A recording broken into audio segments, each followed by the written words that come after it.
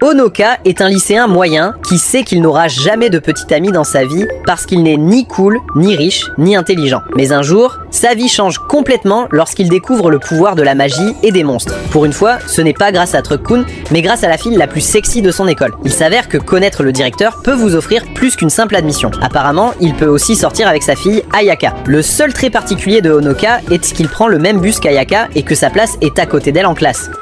Bien qu'ils soient assis juste à côté d'elle, ils ne se sont jamais parlé et on dirait qu'ils vivent dans des mondes complètement différents, avec tout le monde se pressant autour d'elle comme des canards affamés, tandis qu'il est presque transparent.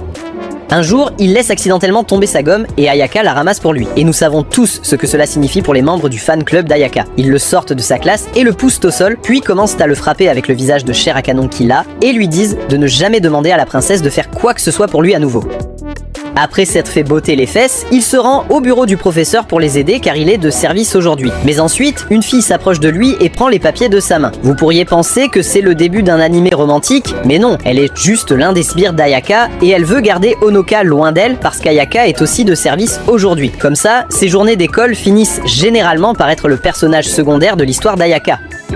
Un jour après les cours, il descend pour sortir les poubelles et se demande ce que sa vie signifie. Juste à ce moment-là, il remarque un lapin jouet à l'air évidemment maléfique dans la poubelle et le sort pour voir de quoi il s'agit. Sur le ventre du jouet, il y a une note qui dit « Le temps sera clair aujourd'hui, mais certains bâtiments scolaires pourraient s'effondrer ». Il se demande quel genre de blague de 4e année c'est, mais juste à ce moment-là, une ombre massive commence à apparaître sur le sol et il lève les yeux pour remarquer que la tour de l'horloge du bâtiment scolaire tombe sur lui. Il se demande s'il va être transporté dans un autre monde où il serait un héros entouré de belles filles et note tristement qu'il n'a jamais eu la chance de tenir la main d'une fille dans cette vie. Le bâtiment s'effondre sur lui, mais ensuite il ouvre les yeux dans les bras de nul autre qu'Ayaka elle-même et la regarde portant un uniforme de cosplay de sorcière. Il commence à paniquer comme le trouillard qu'il est, mais Ayaka lui dit d'arrêter de bouger sinon il va tomber. Il se demande de quoi elle parle et regarde en bas pour voir qu'ils se tiennent en l'air sur un balai.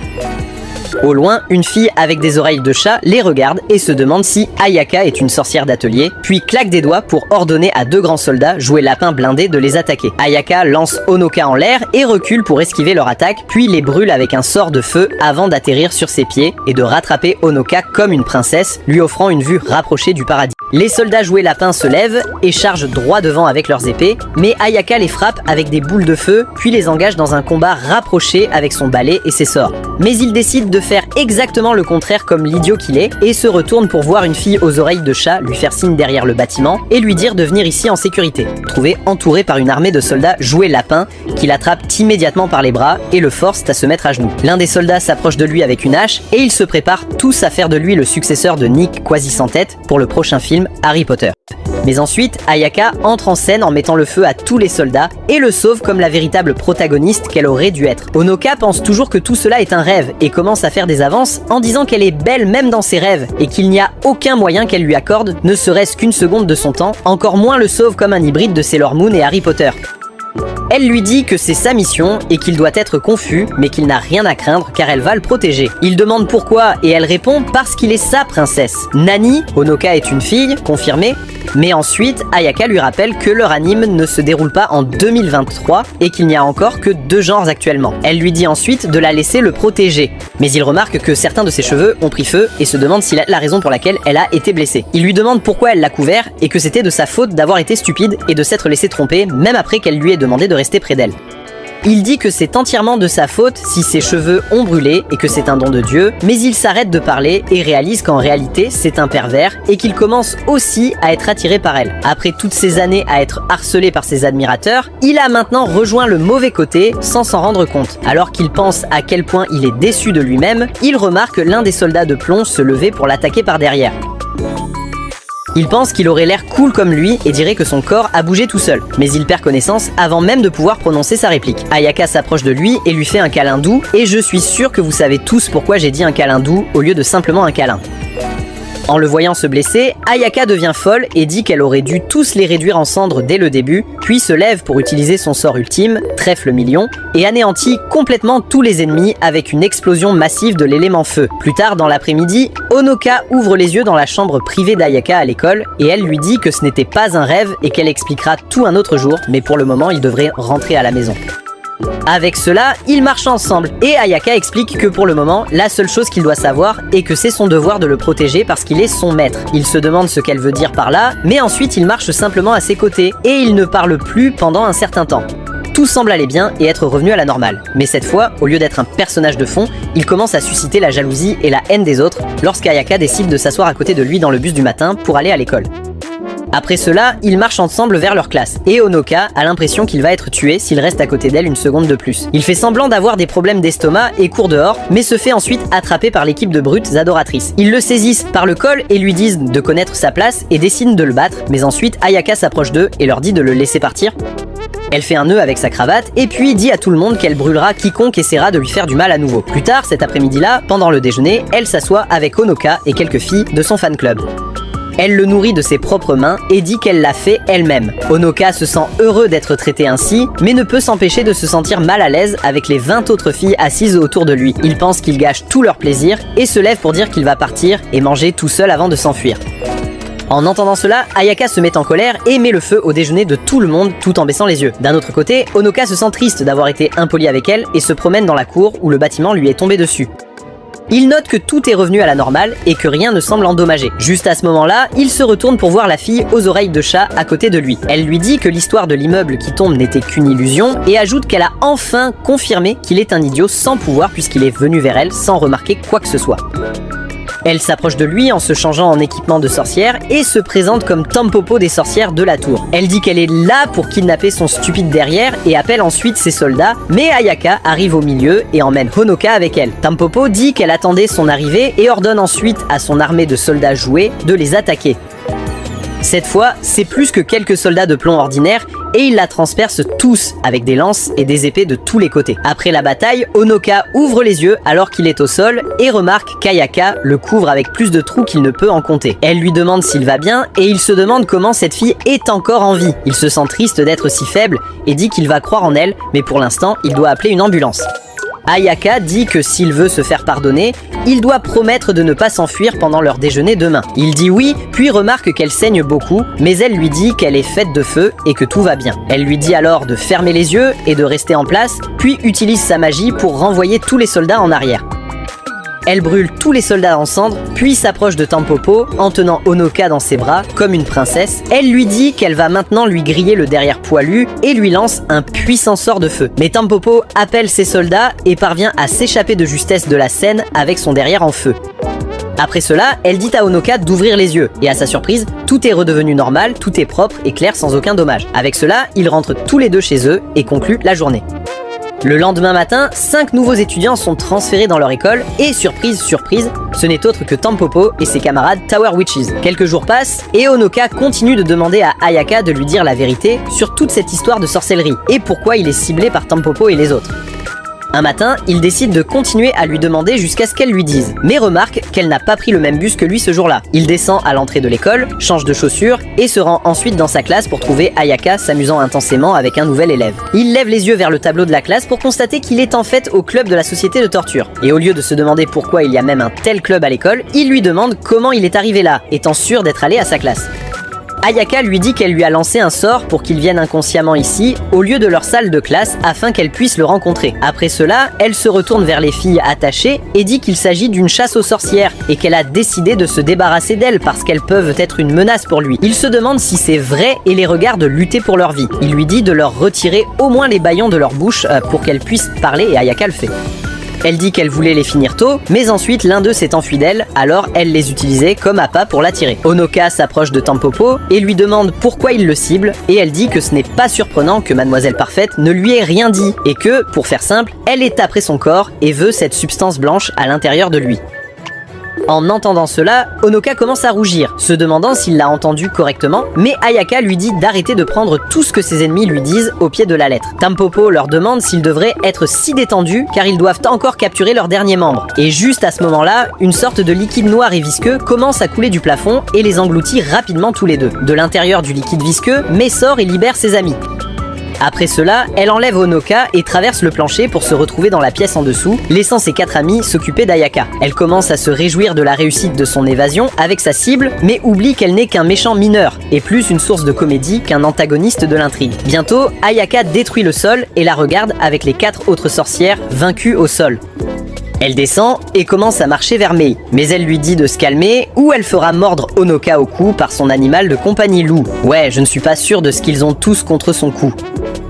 Ayaka lui dit de ne pas s'inquiéter car elle va cuisiner cette femme en 1 seconde et continue d'avancer. Mei se lève avec Honoka en otage et fait mordre son animal de compagnie dans le cou de ce dernier pour avertir Ayaka. Au lieu d'être avertie, Ayaka la met en feu et la repousse, permettant à Honoka de s'échapper.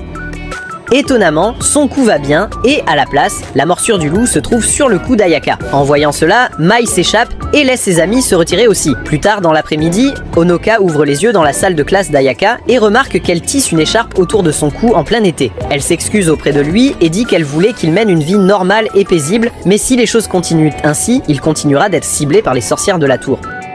Elle dit alors que pour retrouver sa vie normale, ils doivent agir eux-mêmes et vaincre le cerveau derrière tout ça, mais le seul problème est qu'elle ne sait pas qui cela pourrait être. En entendant tout cela, il réfléchit à toute la situation et note que c'est sa faute si elle a été blessée et qu'elle cache sa blessure avec une écharpe. Il lui demande de tout lui dire et de le prendre comme apprenti car il ne veut plus qu'elle se batte seule.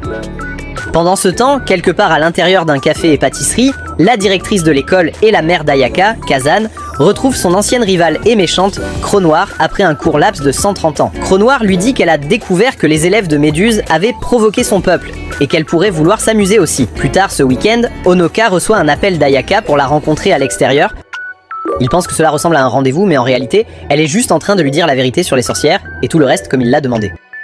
Elle dit qu'ils iront à l'école, mais qu'en chemin, ils s'arrêteront à un magasin d'alimentation. En marchant vers leur destination, Ayaka lui raconte une histoire de sorcière et explique que dans ce monde, il y a 2 types de sorcières, les sorcières d'atelier et les sorcières de tour. Les sorcières d'atelier sont les protectrices de ce monde et elles créent des ateliers dans les lieux où les gens se rassemblent et construisent des villes.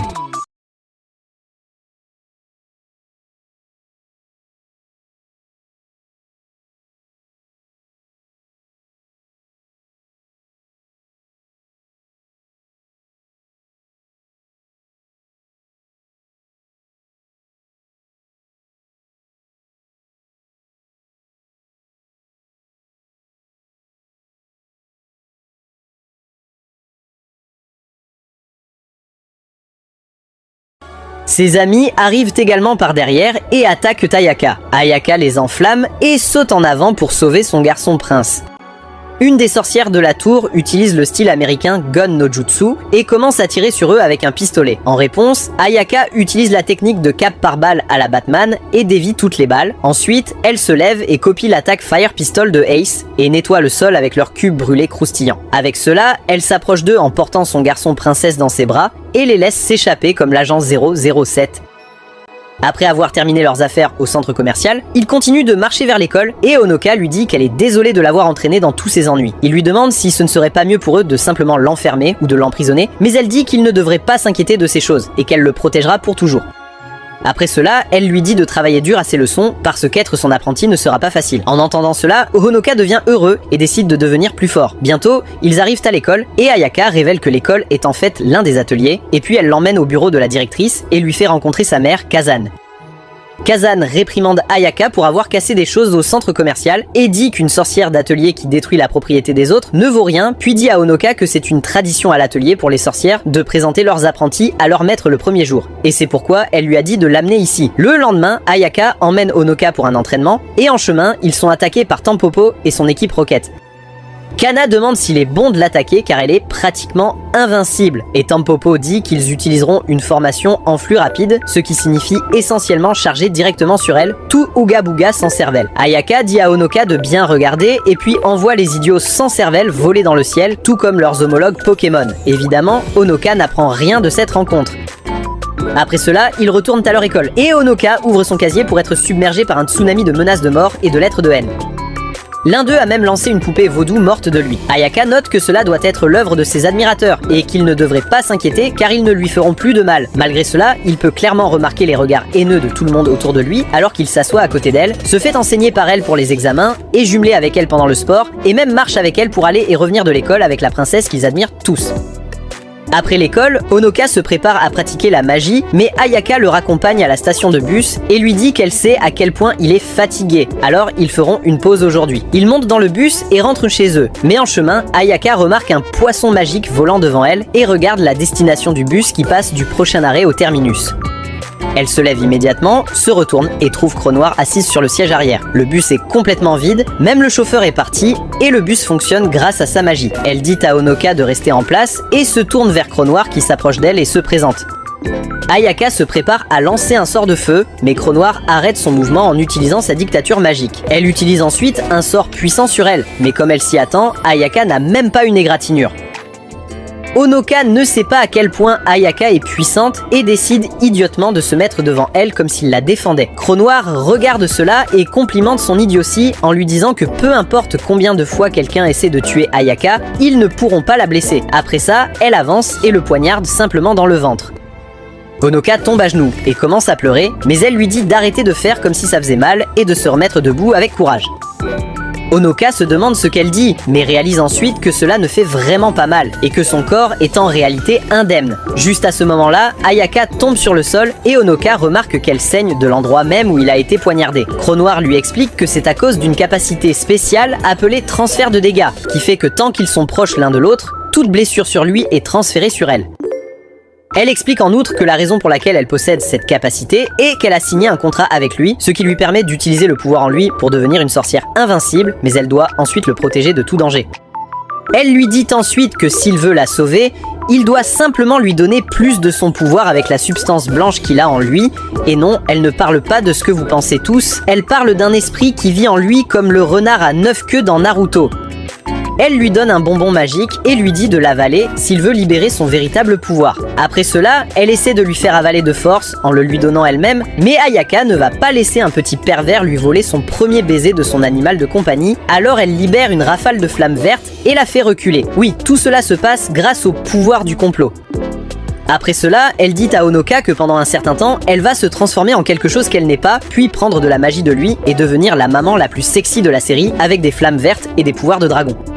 Elle surpasse instantanément Cronoir et perce à travers sa barrière ainsi que sa gorge, mais ensuite Cronoir la fait battre en retraite et les laisse toutes les deux à l'arrêt de bus. Honoka se réveille en premier et remarque que la blessure d'Ayaka est guérie, mais qu'elle ne se réveille pas. Il l'emmène à l'hôpital et l'infirmière lui dit qu'elle est juste fatiguée et qu'elle se réveillera bientôt.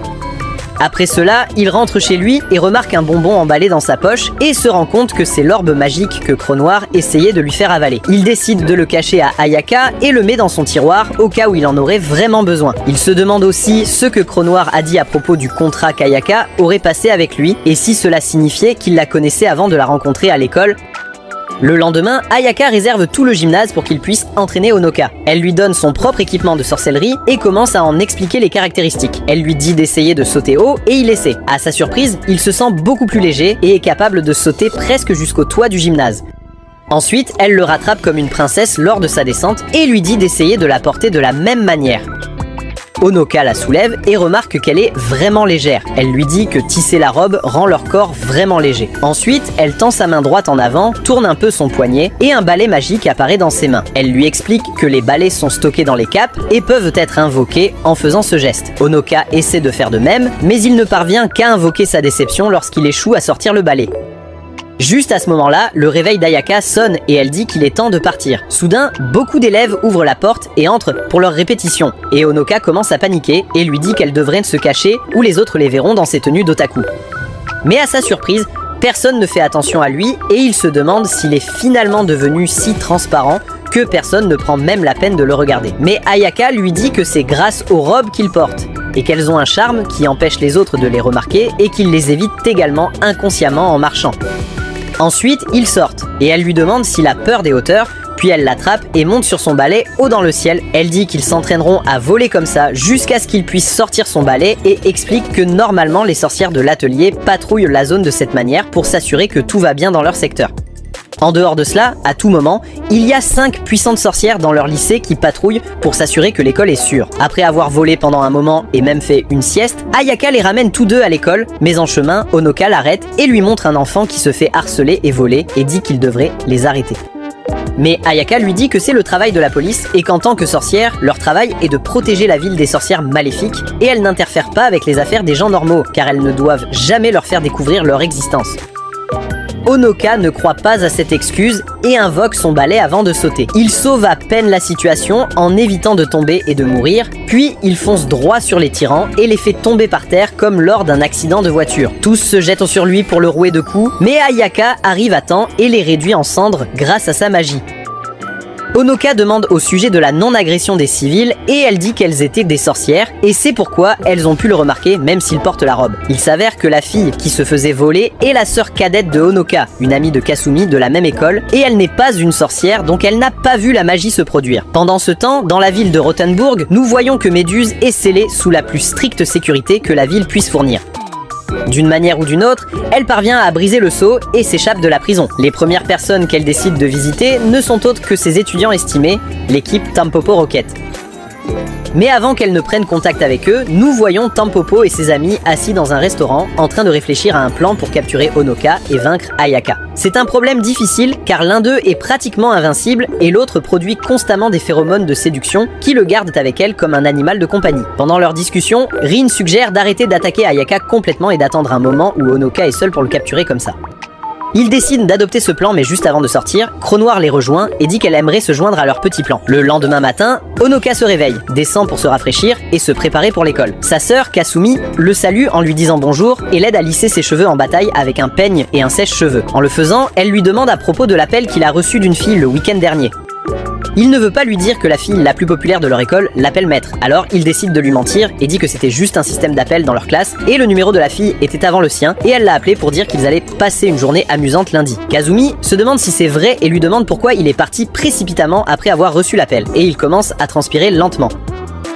Il invente une autre excuse bidon, mais elle le rattrape et lui dit qu'elle peut très bien lui brûler les cheveux avec un sèche-cheveux au maximum. Elle dit ensuite qu'elle sait qu'il est sorti avec Ayaka et qu'elle entend aussi des rumeurs car ils vont à la même école et elle se fait souvent harceler parce que son frère monopolise la princesse pour lui tout seul. Elle lui demande quel genre de relation ils avaient. Ils se demandent quoi dire, mais ensuite leur mère, Komachi, leur dit que le petit déjeuner est prêt et Kazumi le libère en disant qu'elle viendra lui parler dans sa chambre plus tard dans la nuit. Pendant ce temps, Ayaka attend Honoka à l'arrêt de bus et est prise en embuscade par 3 sorcières de la bande de Tampopo. Après avoir fini son petit déjeuner, Honoka se souvient qu'il devait retrouver Ayaka tôt aujourd'hui et commence à courir vers l'arrêt de bus. En courant, il trébuche sur un piège installé là par Tampopo et ses soldats joués en forme de lapin.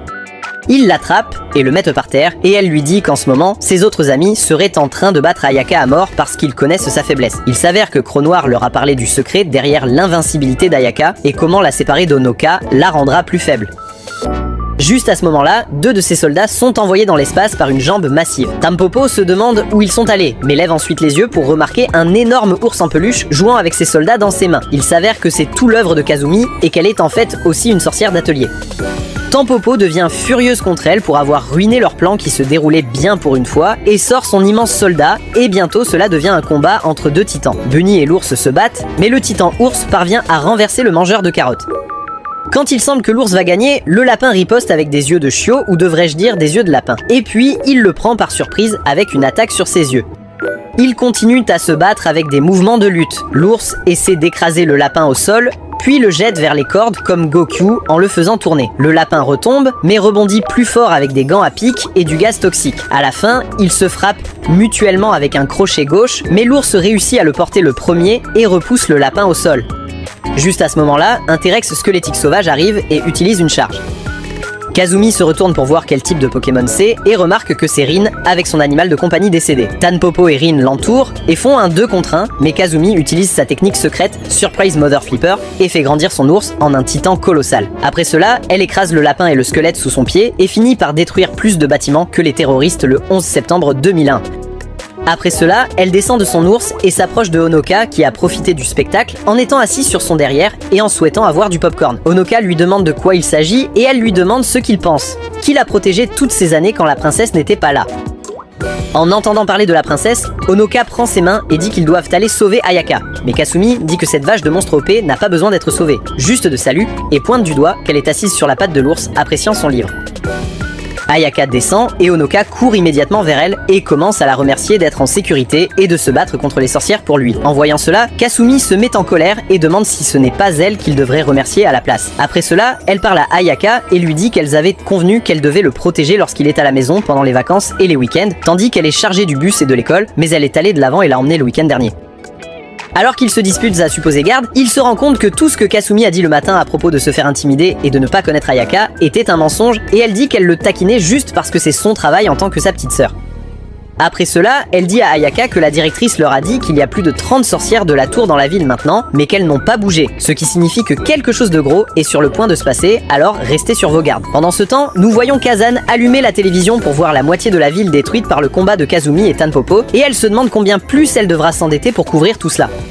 De retour en ville, Ayaka dit qu'elle aimerait peut-être protéger Honoka en permanence et qu'ils devraient emménager ensemble à partir de maintenant. D'un autre côté, Croix Noire prépare quelque chose alors qu'elle ordonne à son croco-garçon de capturer chaque sorcière de la tour dans la ville et de les rassembler à sa base. En même temps, Kazan reçoit un appel de Rothenburg l'informant de l'évasion de Medusa.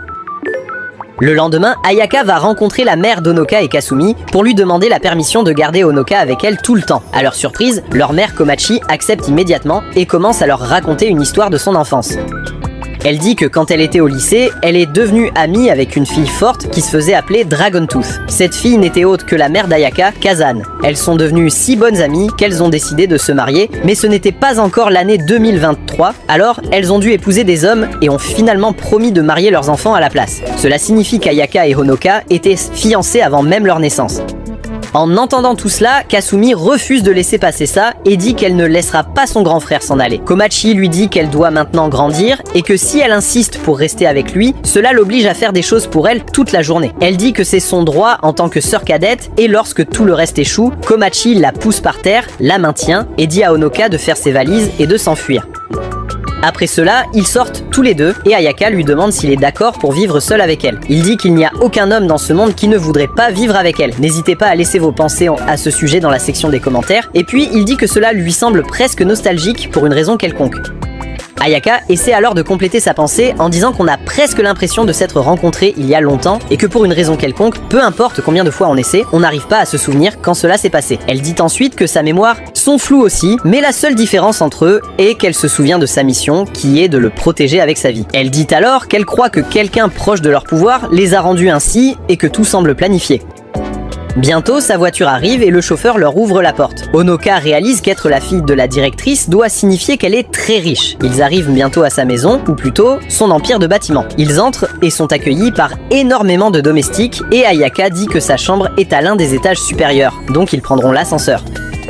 En montant, Honoka se demande qui peut bien habiter dans une maison de 41 étages. Puis ils arrivent à la chambre d'Ayaka. Ils ouvrent la porte et entrent, seulement pour trouver les 3 domestiques transformés en pierre, avec Méduse se tenant derrière elle, disant qu'elle a fini par se lasser de les attendre.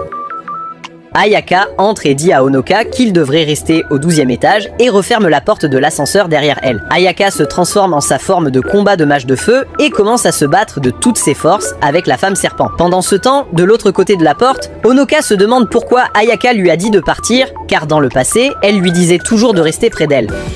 Il pense que c'est parce que l'ennemi est vraiment fort et dit ensuite que s'il s'éloigne trop, Ayaka perdrait son invincibilité. Donc, au lieu de faire ce qu'elle lui a dit de faire, il fera ce qu'il sait faire de mieux, ne pas suivre les ordres. Juste à ce moment-là, la porte de l'ascenseur fond et Ayaka tombe au sol.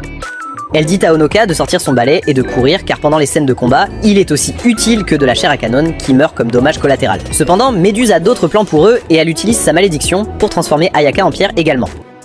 Honoka lui dit de laisser Ayaka partir et qu'il fera comme elle l'a dit, mais elle dit qu'elle ne peut pas faire ça parce qu'elle n'est pas stupide comme lui. Honoka se souvient qu'il a encore ce bonbon dans sa poche parce qu'il l'a apporté avec lui lorsqu'ils ont décidé de vivre ensemble. Il le sort et l'avale tout entier, libérant le sceau de la substance blanche en lui et soudainement une beauté vampire aux cheveux blancs apparaît dans la pièce et se présente comme la princesse blanche Evermillion. Méduse se précipite droit sur elle mais Evermillion la projette hors du bâtiment ainsi que le bâtiment lui-même et montre une fraction de sa force dans cette attaque. Pendant ce temps, Kazan regarde par la fenêtre pour se détendre après une journée de travail épuisante et arrive juste à temps pour voir son empire de plusieurs millions de dollars réduit en miettes. Elle pense que cela doit être l'œuvre de Méduse et appelle son assistant pour rassembler toutes les sorcières de la ville afin de traquer le serpent. D'un autre côté, Evermillion dit à Honoka qu'Ayaka s'est transformé en pierre parce qu'il manquait de croyance en sa force et que, pour la libérer de cette malédiction, il doit raviver la confiance et les sentiments qu'il a pour elle. En termes simples, il doit l'embrasser comme Blanche-Neige pour la réveiller de son sommeil. Après cela, elle disparaît et lui dit d'essayer de rester assez prudent pour ne pas avoir besoin de l'appeler souvent. Juste à ce moment-là, Méduse remonte en volant et cette fois, elle amène aussi ses élèves, l'équipe Tampopo Rocket. Honoka embrasse Ayaka et défait son saut de pierre, puis reste avec elle comme un cafard pendant le combat qui suit. Ayaka repousse la Team Rocket avec une seule attaque et engage ensuite Medusa dans un duel. Elle continue de se battre à armes égales et Medusa essaie de la transformer en pierre à nouveau, mais Ayaka brise simplement à travers avec le pouvoir du feu, de l'amour et de l'armure de l'intrigue. Pendant leur combat, Honoka commence à se sentir très fatigué et il s'endort en serrant Ayaka dans ses bras en plein vol. On peut parler d'être un fardeau, n'est-ce pas ? Plus tard dans la nuit, il se réveille dans le bureau de l'infirmière de l'école et voit Ayaka assise à côté de lui. Il lui demande si elle va bien et si tout cela n'était qu'un cauchemar. Elle lui dit que tout était vrai et écarte les rideaux derrière elle pour révéler Medusa et ses élèves reposant sur le lit à côté du leur. Honoka commence à paniquer, mais Ayaka lui dit qu'elle expliquera plus tard, mais qu'ils ne les attaqueront plus. Ensuite, elle remet les rideaux et embrasse Honoka en disant qu'elle rend l'appareil. Plus tard, il décide de retourner chez lui parce que le sien a littéralement explosé. Kasumi sort pour la nuit pour répondre à l'appel de Kazan, tandis qu'Ayaka et Honoka rencontrent sa mère chez lui. Le lendemain matin, Kasumi rentre chez elle après avoir cherché Méduse toute la nuit et échoué dans sa mission. Elle décide de rendre visite à Honoka dans sa chambre et finit par surprendre Ayaka assise sur lui et vérifiant son sceau. Elle devient furieuse en apprenant que sa mère a laissé Ayaka rester avec eux et elle commence à lui parler de manière impolie à table lors du petit déjeuner. Komachi ne peut pas le supporter et devient déprimé. Honoka la réprimande pour être une mauvaise fille et lui fait présenter ses excuses. Mais il est déjà trop tard et Komachi se roule simplement dans son lit et ne parle à personne. Honoka appelle son lieu de travail et leur dit qu'elle est malade et ne viendra pas, puis part pour son école avant tout le monde. De retour à l'école, le conseil des élèves et le club des admirateurs d'Ayaka tiennent une réunion. Le président devient fou car cela fait 2 semaines que Honoka est trop proche de la princesse et que personne ne fait rien à ce sujet.